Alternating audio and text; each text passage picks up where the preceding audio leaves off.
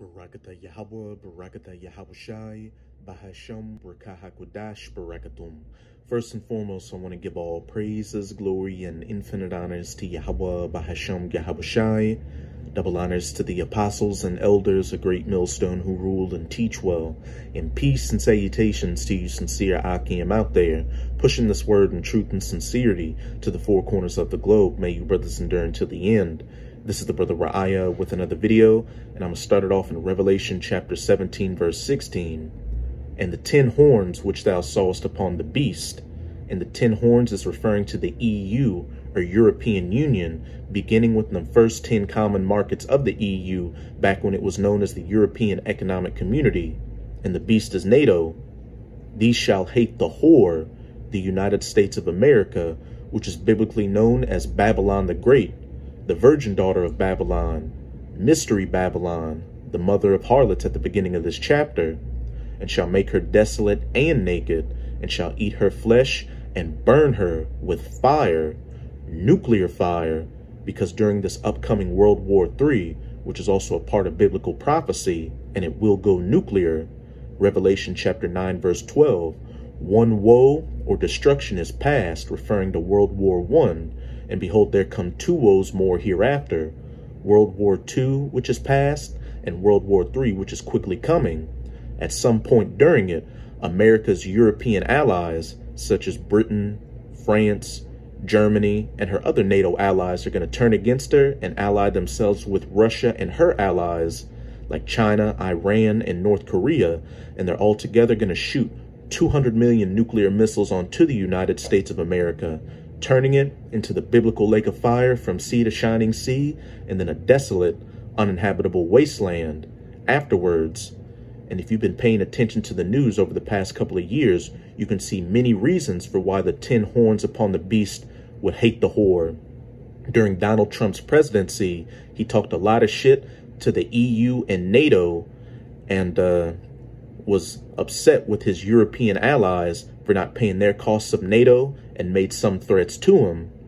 And then whenever you have U.S. military adventurism abroad, such as the war in Iraq, the war in Afghanistan, the Syrian civil war, or the Libyan civil war, it's always Europe that feels the blowback from it. Just look at the refugee crisis in Europe. And then there was the Nord Stream 2 pipeline project between Germany and Russia, which the U.S. has been trying to stop for the longest time. And just recently, the U.S. bullied Germany into stopping the certification process for the Nord Stream 2 pipeline. And then France was wanting to do a deal with Australia to where they would build shipping yards in Australia. But the U.S. and U.K. went behind France's back to do a deal with Australia to sell them nuclear submarine technology, which in turn caused Australia to scrap that deal with France. And this deal was called the AUKUS deal, and it's left a bad taste in France's mouth towards the U.S. ever since. And in this video, I'm going to be going into a clip on Wyon's YouTube channel to show yet another example of why the 10 horns upon the beast have reasons to hate this whore. And the clip on Wyon's YouTube channel is titled, Gravitas, Will Europe Still Bankroll Russia's Ukraine Invasion? And as we'll see in this clip, due to Russia's military incursion into the Ukraine, the U.S. and her Western European allies have put sanctions on Russia. And some of the recent things that the U.S. has done to Russia is do a crude oil import ban from Russia to the United States of America. And they're pressuring their European allies to do the same. But Europe has much more to lose from this than the U.S. The U.S. only received about 3% of crude oil from Russia, but the European nations receive 40% of their natural gas and other energy from Russia. And because the U.S. has done an oil import ban on Russia and has been bullying their European allies to do the same, Russia has in turn threatened to cut off the Nord Stream 1 pipeline, which supplies natural gas to Germany and the rest of Europe. And again, this is just another example in a whole list of examples to show why the 10 horns upon the beast have reasons to hate this whore, and why they're ultimately going to turn against her during World War III and ally themselves with Russia to shoot their nuclear missiles onto this place and burn her with that fire. Day 13 of the invasion, major Ukrainian cities are still being bombed, leading to a humanitarian catastrophe. Up to 2 million people have been forced to flee. The war is spilling out of Ukraine. It is reaching your doorstep. We've been telling you about all of this. The Russian invasion will have repercussions for everyone, for all of us. Russia has issued a new threat to the West now. It will turn off the energy tap. If Russian oil imports are banned, Russia will also stop supplying gas. This is blackmail. Russia is holding the global energy markets hostage, and the West, especially Europe, is fretting. So here's a question. Are Western nations ready to sacrifice their economies? Are they ready to dump Russian oil and gas to save Ukraine? Do they have an alternative? More than one question. And these are very important questions, not just for Europeans, but for all of us. The answers to these questions will determine how much you and I pay for petrol, for fuel. Here's how things stand right now. Oil is on fire. Fueling it is the conflict in Ukraine. Analysts are making doomsday predictions. They say oil will touch $150 per barrel. That's the highest ever recorded price of crude oil, $150 a barrel. What is Brent crude? It is the global benchmark for oil prices. How much is one barrel? Approximately 159 liters. Now, over the weekend, oil crossed $130 per barrel. It was a 14-year high. To put this hike in perspective, let me show you some more numbers. In December, one barrel of crude oil was priced at less than $70. Less than $70 a barrel. We're now in the month of March. The price has almost doubled. 100% jump or thereabouts. And it's not stopping here. By all indications, prices will go up further. That's because the West... And, the national average for gas in the United States of America right now is around $4. In some places, it's $5. And in places like Beverly Hills, it's $6. And while the U.S. will feel pain from oil import bans from Russia, these European nations rely much more heavily on Russia for energy than the U.S., so they're going to feel much more economic pain. West is considering more sanctions on Russia. Their target this time will be Russian oil. Moscow has called their bluff though. The Russian deputy prime minister issued a threat. He told the West, if you ban Russian oil, there will be no gas for Europe. Due to unfounded accusations against Russia regarding the energy crisis in Europe and the imposition of a ban on Nord Stream 2, we have every right to take a mirror decision and impose an embargo on gas transportation through the Nord Stream 1 gas pipeline, which today is loaded at the maximum level of 100%. But so far we have not made this decision. Nobody will benefit from this. All the European politicians are pushing us towards this with their statements and accusations against Russia. As he said, but European allies are pushing us towards this decision. Why? Because they're getting bullied by the United States of America to do so. And you can only be bullied around so much before you snap and fight back at the bully. Which again, Revelation 17 verse 16, eventually during World War III, America's European and other NATO allies are going to turn against her and ally themselves with Russia. You could say Russia is threatening an energy Armageddon. Analysts say oil will sell at $150. Russia's prediction is much worse though. It says if their oil is banned, one barrel will sell for $300. It's a scary prospect, $300 a barrel. Can Russia do this? Can it really declare an oil war on the world and inflict this kind of damage? Moscow says it can. It is among the top 3 exporters of oil in the world, and the West is among the biggest buyers. They want to punish Moscow for the invasion, but they cannot stop buying Russian oil and gas. Consider these numbers. Even now, Russia sells 5 million barrels of oil every day, 5 million a day. More than half of this is bought by the European Union. How much money does Russia make from this? Around $700 million every day. What about natural gas? 70% of Russian gas exports go to the EU and the UK. Just by selling to Europe, Russia makes $400 million every day. Add the two, and this is what you get. The West pays upwards of $1 billion daily to Russia for oil and gas. So far, the West has kept Russian oil and gas out of its sanctions regime, which means Europe has been funding Putin's war machine. Going by some estimates, Russia has already made more than $100 billion in revenue from oil and gas exports this year. $100 billion. That's over 50% more than what Russia's finance ministry had projected. Moscow has now weaponized the very same supplies. Its message is quite clear: stay out of Ukraine or run out of gas. And it is a tough choice for Europe. Can they still go ahead and sanction Russia? Reports say Germany, the Netherlands and the UK are having second thoughts. Even the United States remains non-committal. Well, no decision has been made at this point by the president about a ban on import. But President Biden announced yesterday that the U.S. would ban all Russian oil imports into the country, and the UK has also announced that it would do the same. Importing oil from Russia, and those discussions are ongoing internally and also with our counterparts and partners in Europe and around the world. I would note that what the president is most focused on is ensuring we are continuing to take steps to deliver punishing economic consequences on Putin, while taking all action necessary to limit the impact to prices at the gas pump. That could change as we speak. Multiple sources say the US will ban Russian oil, but remember, America's dependence on Russia is quite low. Only 8% of Russian oil goes to the United States. So if Europe does not join these sanctions, America's ban will be largely symbolic.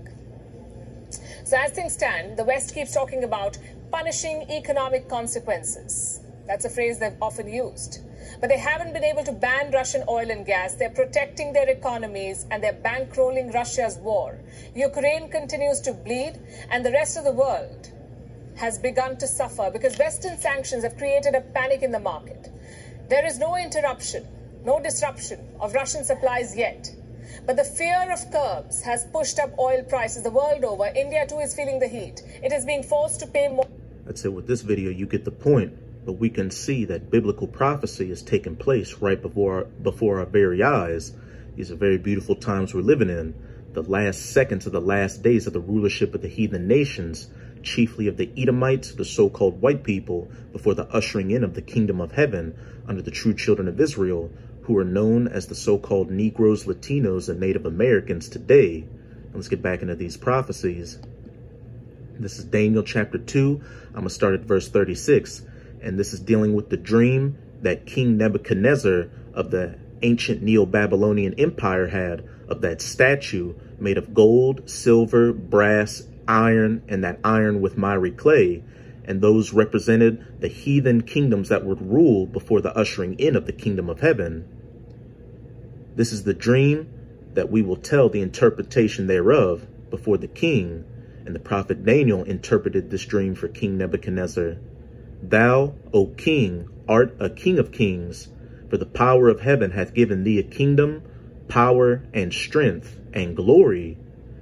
And wheresoever the children of men dwell, the beasts of the field and the fowls of the heaven hath he given unto thine hand, and hath made thee ruler over them all. Thou art this head of gold, the head of gold of the statue, the ancient Neo-Babylonian Empire. Verse 39. And after thee shall arise another kingdom inferior to thee, the arms and the breasts of silver, the Medo-Persian Empire, and another third kingdom of brass, the belly and the thighs of brass, the Grecian kingdoms, ruled by the biblical Edomites, starting with Alexander the Great, which shall bear rule over all the earth. And the fourth kingdom shall be strong as iron, the pagan Roman Empire, which was also ruled by the Edomites. For as much as iron breaketh in pieces and subdueth all things, and as iron that breaketh all these, shall it break in pieces and bruise. And now we're coming into the final heathen rulership, also ruled by the Edomites. And whereas thou sawest the feet and toes, part of potter's clay and part of iron, the reincarnated Roman Empire, the NATO-EU alliance that the U.S. is a part of, and the part of iron are the stronger nations in this kingdom, such as the United States, Britain, France and Germany, and the weaker nations are the potter's clay, which are primarily known as the pigs, Portugal, Ireland, Italy, Greece, and Spain. The kingdom shall be divided. And as we clearly saw from that clip, this kingdom, part of potter's clay and part of iron, is divided.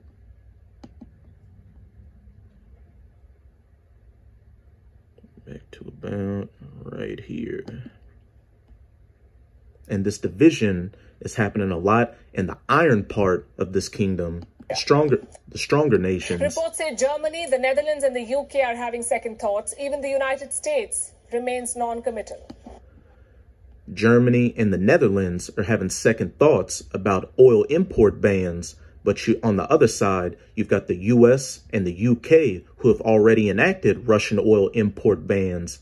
A clear division in the iron, in this kingdom of part iron and part clay. And then I gave a few other examples at the beginning of the video to show the division in this statue, the division in this final kingdom, which again is ultimately going to lead to those 10 horns upon the beast, hating this whore, turning against her, and burning her with that nuclear fire. But there shall be in it of the strength of iron, for as much as thou sawest the iron mixed with miry clay. And as the toes of the feet were part of iron and part of clay, so the kingdom shall be partly strong and partly broken. But ultimately, this kingdom will be completely broken. What did Yahushua HaMashiach, whom the world ignorantly refers to as so-called Jesus Christ, say about a kingdom divided? This is Mark chapter 3. I'm going to read verses 24 to 26. And if a kingdom be divided against itself, that kingdom cannot stand. And again, we can clearly see that this kingdom of iron mixed with miry clay is divided over a whole host of issues. And if a house be divided against itself, that house cannot stand. And even within the house of the Edomites, they're divided. You've got the U.S. Edomites at odds with their European Edomite allies. You've got the U.S. at odds with the Russian Edomites. There have been situations and divisions between the Russian Edomites and the Ukrainian Edomites. You've got this war in Ukraine going on, and you're even starting to see divisions between the Ukrainian Edomites towards the U.S. and Europe. Just recently, you had President Zelensky, which was a puppet for the West, say that he's reconsidering the Ukraine joining NATO and also reconsidering the status of the two breakaway republics of Donetsk and Luhansk, which was what started off this whole military situation in Ukraine. And then a brother did a video the other day showing a Ukrainian National Guard soldier talking a lot of shit towards the United States of America due to them not doing more to help Ukraine against Russia. He was saying that Presidents Donald Trump, Barack Obama, and Biden were liars, and that the United States of America as a whole was a duplicitous and lying nation. Verse 26, and if Satan rise up against himself and be divided, he cannot stand, but hath an end. And you've got the spiritual demon Satan, which is the top left-handed angel of the Most High. And then you've got his physical counterpart, the nation of Esau, Edom. And we can see that these Edomites are rising up against each other and are divided. And as it says, he cannot stand, but hath an end. Again, we're living in the last seconds of these last days, the last seconds of the rulership of these heathen nations, chiefly of the Edomites, from these feet, part of iron and part of clay, this reincarnated Roman Empire, the NATO-EU alliance that the U.S. is a part of. And when this kingdom goes down, the only kingdom that has next is the kingdom of heaven under the children of Israel, and it will last for eternity. So that's it with this video. And with this video, I hope you sincere Akim and Akwath were edified. Just keep strong, as we can clearly see we're almost out of this final wicked captivity of the heathen nations, chiefly of the Edomites. And as always, I'm going to say Abad Babal, Kwam Yasharala. And until next time, Shalom.